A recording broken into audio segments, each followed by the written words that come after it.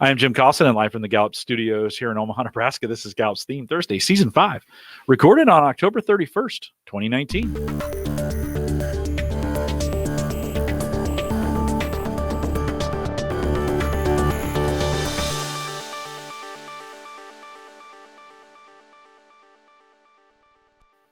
Theme Thursday's Gallup webcast series that dives deep into the CliftonStrengths theme, one theme at a time, and today's is significance. If you're listening live, love to have you join us in our chat room. There's a link above the live video window, just right up there. That'll help you get into the YouTube page and sign into chat. Join us there.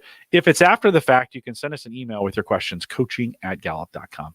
Maika Leibbrandt is our host today. She's a workplace consultant here at Gallup with me. Maika, always great to see you on Theme Thursday. Welcome back. Thanks, Jim. Gosh, it's great to be here today. You know, those Clifton strengths at the top of your profile really are the most powerful. These represent your unique makeup of potential, not just whether or not you're talented, but how you are talented. And your greatest chance to succeed, whether that's at work, in life, in your community, really lies in understanding what you naturally do best so you can do more of it. If you possess a great deal of significance talent or care about someone who does, today's podcast is for you. All right, let's get started. What does it mean to have significance as one of my top talent themes? It means that you think big and you want your impact on the world to match. You have a desire to do meaningful work and you define that meaning outside of yourself, sort of externally. It's this drive toward creating or influencing people in a way that makes an obvious difference for them. I won't lie. I have people ask me this sometimes because some of the things I do match that definition. It's a middle for me. But how might people with this dominant significance notice this in their life? It means that you're aware of your audience. So you probably know someone or some group of people who is always listening or noticing what you're doing, and you're driven to understand what they're thinking. You're curious about how your message is being received and maybe even how they're interacting with you. If you've got high significance, it's likely that feedback matters to you, that it fuels your performance and inspires you to do even better work. Now, sometimes this feedback might need to be in the form of recognition, but again, the main drive isn't for the recognition itself, it's for that check-in with someone other than you, somebody outside yourself, so that you can align to what is most meaningful for the people that you're serving. You might have a specific style or a personal brand that other people identify as uniquely you. You're attracted to excellence. You notice it in others, and you like to surround yourself with the very best. You sense when you're in the spotlight, and that sort of sense is exciting to you. You enjoy the challenge to lead or to influence. And it's probably true that you can quickly spot opportunities that will make a difference in the lives of others. Now, others might see just a big project, but you probably see aspects of that project that will be most meaningful or most memorable to other people. We have been looking at the All 34 report this year, and part of the new section that's in there is on blind spots. And so how might people with significance get held back a little bit from excellence with this theme? So these blind spots aren't a diagnosis. They aren't even, scientifically guaranteed that you'll ever experience them, but it is important that we discuss them and we understand how our themes show up among other people who don't have them. So with blind spots, we're answering really that question of what do you need to get out of the way in order for your significance in this case to really be the best it can be. One of the first blind spots is just based on the fact that significance is not among the most frequently occurring themes in people's top 5. And so it's not that common to be so driven by other people's perception of you. That kind of desire to be relevant, to make a meaningful difference, it could be misinterpreted or misunderstood by the more internally motivated people around you. They could see it as being wrong at the very worst, or even just self-focused. So in order to get around that, or at least just clarify it for folks, I think it's important to speak about the kind of mission that you want to stand for. Name your values, name the difference that you hope to make. And when you notice your work having a positive effect on others, celebrate that effect. I also really love this specifically worded blind spot that I pulled directly from our CliftonStrengths 34 source data. It says, sometimes you might mask your vulnerability or come across as overly controlled, and this can make it difficult for others to know how to support you. Consider the value of making others feel important by letting them know when you need help. That's verbatim from our source data. I also added this piece to it. I think it means to name what you don't want to be known for. And this isn't something negative, like I don't want to be known for disappointing people, but name those specialties outside your best talent that you're not going to invest further in. It might be something like, you know what, I will always bring a bag of cookies, but I'm never going to bake them myself. Or I'm never going to be excellent at understanding invitations that I need to send across time zones. Whatever it is, get comfortable with it and then ask other people to help and let them wow you. Maika, in previous seasons, I've talked about the me and the we versions of these themes. In other words, some of them tend to lean towards individual performance. Some of them is how we interact in with groups. And yet we know across all themes, they can do it regardless, whether it's individual or teams. How might significance, which seems about the person, right? The person in its role and how they feel about themselves. How can that role play on a team? Interesting. I would even say in several situations where I've coached people with significance, it's not necessarily that they want to be seen as important or meaningful, but that they translate that kind of importance to the team that they represent. They want their team to make a big difference. And that's certainly valid and part of the definition of the theme itself. Let's dive a little bit farther into what kind of a role significance plays on a team. It falls into that influencing domain. And the influencing themes really describe the kind of talent that thrives when it's inspiring or affecting others. So on a team, significance serves, I think, to elevate the focus of the group, always looking for ways that you can make a deeper or even a broader impact. Significance is not usually one to shy away from feedback. And so that can keep your team's work relevant in the marketplace. They can help aim for goals that stretch the impact of your work. Instead of just saying, hey, let's develop an app because it's cool. Somebody with significance might say, you know what, most of our customers use this specific kind of app, so let's make ours better than this one. Or instead of saying, I want to get in shape, so I want to learn to run, somebody with significance is going to elevate the impact by saying, let's not just run, let's run in a popular community 5K and raise money for a local charity while we do it. Significance is going to help the group understand how they show up in the world, stay in contact with their customers, and be an internal observer, somebody who sort of has that radar into not just what is being said, but how is it being heard. Let's compare significance to a couple other influencing themes. I think it's important not just to classify it as, one of those 4 quadrants of leadership, but really to say, how is this different from some of the other influencing themes as well? First of all, significance and self-assurance. Significance is better with an audience. Self-assurance is better when they're tuned into their own gut. Competition says, I want to win, and I want to know that we won that our win was earned among people who also cared about winning. Significance might say, I want us to win if winning is going to help us make a difference that sticks with other people. Another pair that I think looks very similar in terms of how they can prune and sort and really focus is significance and maximizer. So maximizer, Jim, this might even be, as you mentioned, when people ask if you have significance, it might be your combination of maximizer plus mission, looking a little bit like significance. Maximizer takes something good and turns it into something better. Significance focuses on something that's going to be seen as good and meaningful to others. So they're both offering, I think, insightful consultation on where to best invest your energy for the greatest return.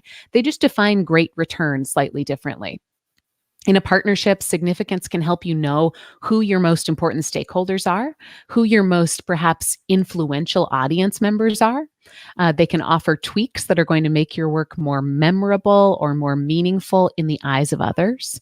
They can help you also narrow your focus toward what's truly going to make a difference. Yeah, it's a great point, Maika. Maybe we can talk a little bit more about in the mid-show, just about how that actually plays out. Guys, I have some ideas around that. Any clues or advice on communicating well with significance?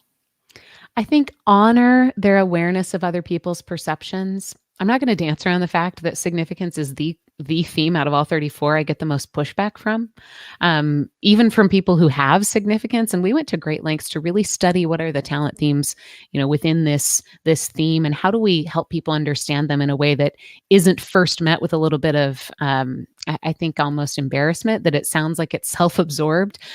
Even when people read this in their original report, they didn't want to own it more than any of the other themes. I would just say anecdotally, in my experience as a coach, it is the one that people sort of shy away from or don't think is one that they want other people to know that they have. I think it's important to dive into where that comes from and remember that John Clifton has significance in his top 5, and it's probably what drove him to do some really meaningful work. I think if you're going to communicate really well with significance, it has to start from a desire and a curiosity to see what's great about that. Significance is not self-serving. It really is others focused. So if you're talking to somebody with high significance, ask them who they're working with and what they love about them. People with high significance have a really strong connection to the perceptions of others, so they can be great at making sure they're staying connected. Also, offer them feedback. Ask how they would most like to receive that kind of feedback. And let them know what you're noticing. Let them know what you're learning about them. Be that open line into the impact that they're having on you. Really help them understand what the splash is that they're having in the world. They crave that. Celebrate their milestones. Recognition is important to them, but I think what's more important is the acknowledgement that their work is being absorbed and that other people are benefiting from it. So you can do that by celebrating milestones. They are going to matter to the people with significance, but celebrating is important to everyone. And you're going to get, if you read a little bit of Dipper and Bucket, some of that positive splashback yourself. I think that pushback is a good sign from them that it's there. And so, and as coaches, I think, you mentioned Don had significance. And I think if we kind of looked back historically, if we could, we may find that really important events have happened, have been pushed forward, have been made a reality because people with high significance push those things forward. So as we think about, we want to continue to work with them and motivate them and get them going forward on this. How might we inspire or motivate somebody with high significance, Maika? Opportunities to do work that is really closely tied to the end user. How close can you get to your client, your student, or your community? I also think that social media these days makes that even easier. So breaking down those walls between what you're doing and the people who are absorbing it is going to be important to someone with significance. Also, the chance to be creative, the chance to add a personal flair to what's being done. You don't have to be original to be memorable. You just have to be connected. So people with high significance can see creative ways to create this kind of external connection. And what can people do with significance to practice this talent every day?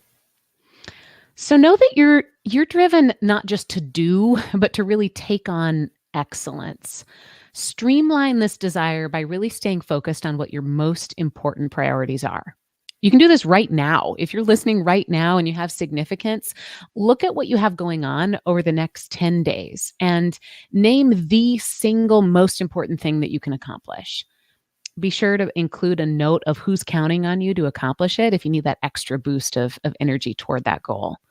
Spend some time imagining the future. Ask yourself what kind of a legacy you'd like to leave.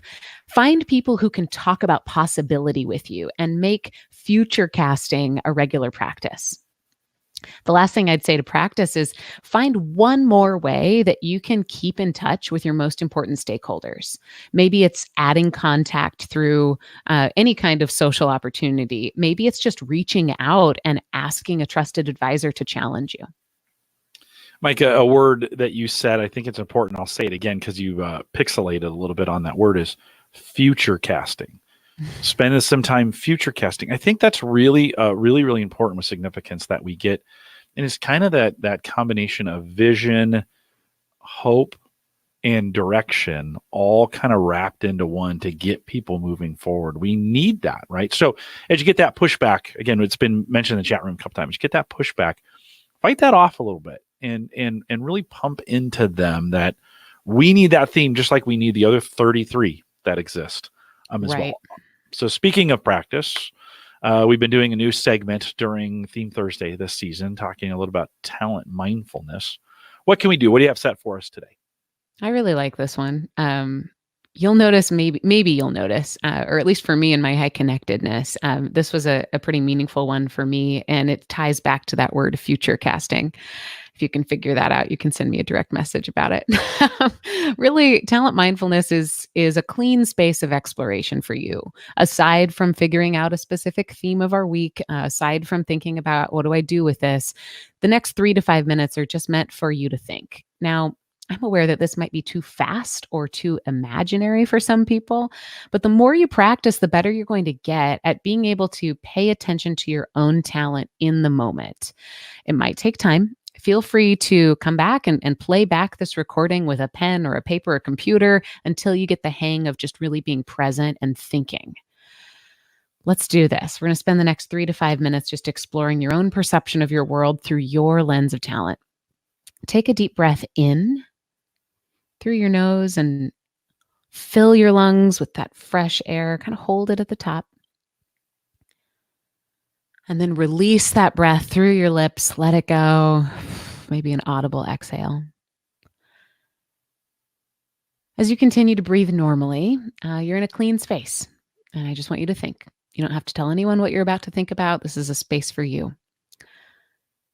Imagine someone in your life who's had a significant and positive impact on you. This might be someone you know personally. Maybe it's someone that has affected you from afar. You don't have to pick the one who's had the most effect, but just think about somebody who's been significant in your life. See this person in your mind. Imagine they're here in the room with you. If there's an empty chair around you, or maybe you're driving to work, maybe they're sitting in the passenger side. Feel their presence with you.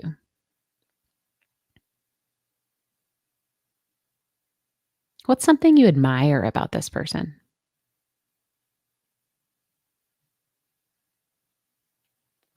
What's something they do better than others?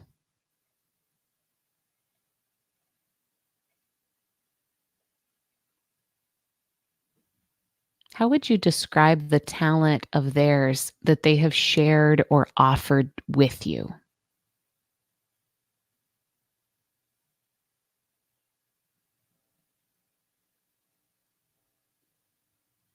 How are you different because of this person?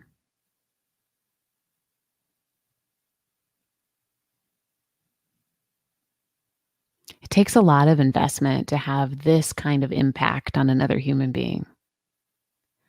You have huge talent inside of you, and that kind of huge potential to positively affect someone else. Now, it's not likely that your talent is exactly the same as the person you're imagining in the room with you right now. Chances are you have something very different to offer, and you might offer it in a different way. Now, not only is that okay, that is necessary, but you can learn from this person. So let's keep thinking a little bit and try and do just that. How did this person offer you the best of themselves?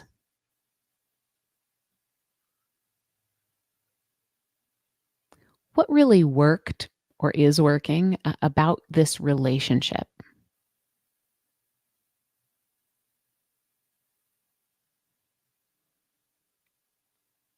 I'm not going to challenge you to take this whole thing full circle and turn it inside out and design an action right now. I want to keep the focus on what you're learning from someone who's had a meaningful impact on you just by doing the practice of reflection. So, what is something that you're noticing right now about this person? Something you want to think a little bit more about?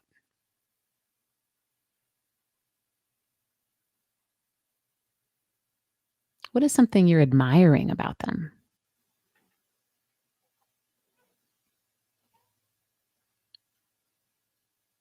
Because this person was bold, courageous, or simply generous with their talent, how is your world slightly better?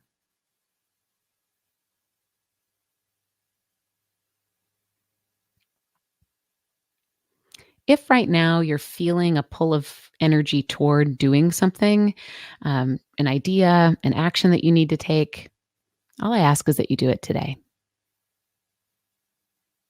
That's your talent mindfulness.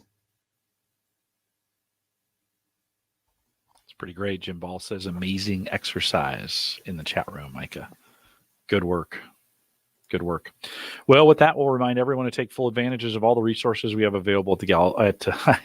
It's going to take me a while to get past that. On Gallup Access, just gallup.com/CliftonStrengths and send us your questions or comments. If you want to send us an email, coaching@gallup.com is really the best way to get those emails into us. You can catch the recorded audio and video of this show as well as the past ones. We make them available on our YouTube channel. Just go to youtube.com and you can search for Clifton Strengths. One great way to do it. If you want to catch the live versions, you can catch those at Gallup Webcasts Live on YouTube available. Any podcast player, just search Gallup Webcasts. You can find those. We're available for you. There was 7 different podcasts available for you. If you're interested, can't talk today. If you're interested in any training associated with anything that we do, you can get access to that off our courses page. Just go to courses.gallup.com, or you can fill in the contact form on the live page and get that done as well. If you'd like to sign up for the live webcast, you can do that at Gallup. Maika, I don't know what's wrong with me today. Gallup.com. It's you. I'm out. I don't know what's wrong with me. Gallup.com. Go back and start that whole sentence. No, it If doesn't. you want, should we just end? No. Join us on Facebook, facebook.com/group/callthecoach. Thank you for joining us today. We appreciate it. Stay around for the mid show. Let's get out of here. With that, we'll say goodbye, everybody.